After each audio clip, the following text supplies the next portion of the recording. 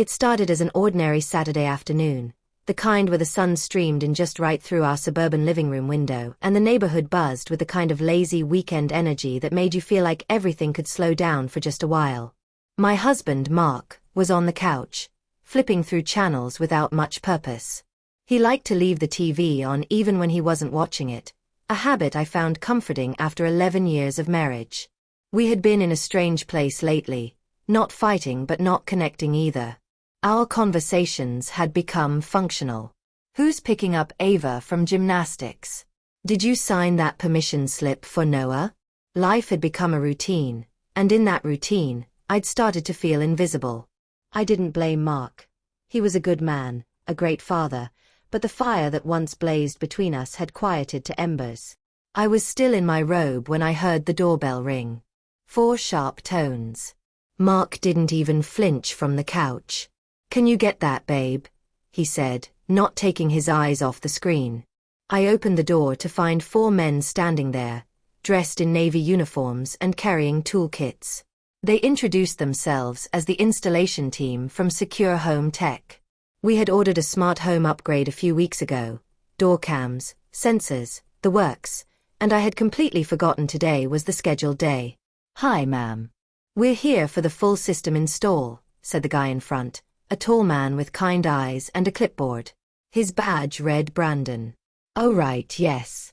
Come in," I said, stepping aside. They entered with polite nods and brief smiles. All business. There was Brandon, the lead, followed by Trevor, Josh, and Darren. Each one carried a box or a toolkit, and I was suddenly aware of how underdressed I was in my robe and slippers. Mark glanced up briefly, raised his brows as if to say, "You're really answering the door like that," then went back to his remote. As they began unloading their equipment, I wrapped the robe tighter around me.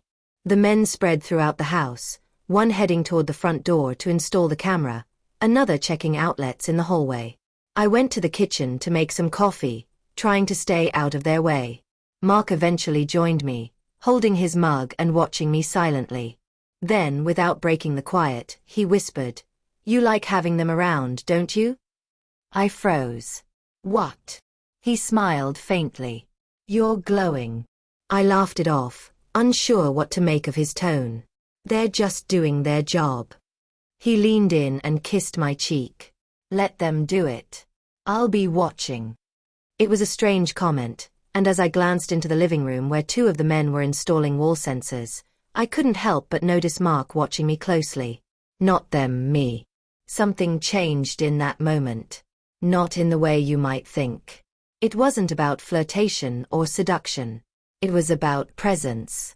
I had been so disconnected from my own body, my own power, that I hadn't realized how far I drifted from feeling alive. And suddenly, I was being looked at, not just by strangers, but by my husband, in a way he hadn't looked at me in years.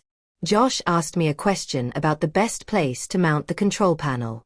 I showed him the wall near the entrance, and as I pointed, his fingers brushed mine. It was innocent, but again, Mark's eyes caught it from across the room. There was no jealousy, no anger, just interest. "You okay with all this?" I asked Mark quietly when I stepped into the kitchen again. He smirked. "I haven't seen you this energized in months. Is that a good thing?" "It's different," he said, sipping his coffee. "It's exciting." We didn't speak again for a while. The work went on, each man focusing on his task, and I became the point person for questions, instructions, and walkthroughs. I made sure they had water and snacks, chatted with Brandon about the weather and their schedule. Every interaction was completely professional, but layered beneath it was something unspoken. An electricity. A performance, even if none of us acknowledged it. Around noon, the 4 of them took a break outside on the porch while waiting for the system to sync. Mark came up behind me as I watched them through the window. "You like being seen," he said again. I turned around, my heart thudding. "I didn't invite this." "No," he agreed. "But you let them in." I didn't answer. He wasn't accusing me. He was naming something I hadn't admitted to myself. We ate lunch separately, Mark on the couch, me in the dining room with a sandwich I barely tasted. I kept thinking about how the day was unfolding, about how I hadn't felt this, aware of myself in a long time. The 4 installers came back in, friendly but professional, asking to test the motion detectors. I showed them around the hallway and the back door.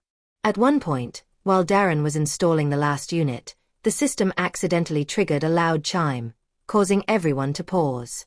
I laughed out loud, a genuine, unrestrained laugh I hadn't felt in months. Mark was standing nearby, and he smiled. "There she is," he said under his breath. By late afternoon, the job was done. The men packed up their tools and walked me through the final settings. I thanked them at the door, genuinely grateful for their work and their professionalism. As I closed the door behind them, I turned to see Mark leaning against the wall, arms crossed. "I saw everything," he said, not unkindly. "What did you see?" I asked. "I saw you alive. Present. Beautiful." I looked down, shy all of a sudden. "You used to say that all the time." "I stopped looking maybe," he said. "Maybe you did too." I nodded, knowing he was right. The presence of those 4 men hadn't created anything between us. It had only illuminated what was already there. The silence. The longing. The ache to be seen and felt again. Later that evening, as the house settled and the kids returned from their friends' places, Mark reached for my hand as we sat outside under the stars. "Let's not forget today," he said. "What part?" "All of it. The awkwardness. The surprise. The reminder." We didn't need to spell it out. Sometimes, a strange day is exactly what a marriage needs, not to provoke something new, but to wake up what was asleep. The next morning, I caught Mark looking at me over his coffee, the same way he had the day before. This time, I met his gaze and held it. There were no strangers in the house. No excuses. No audience. Just him and me. And I let him in, too.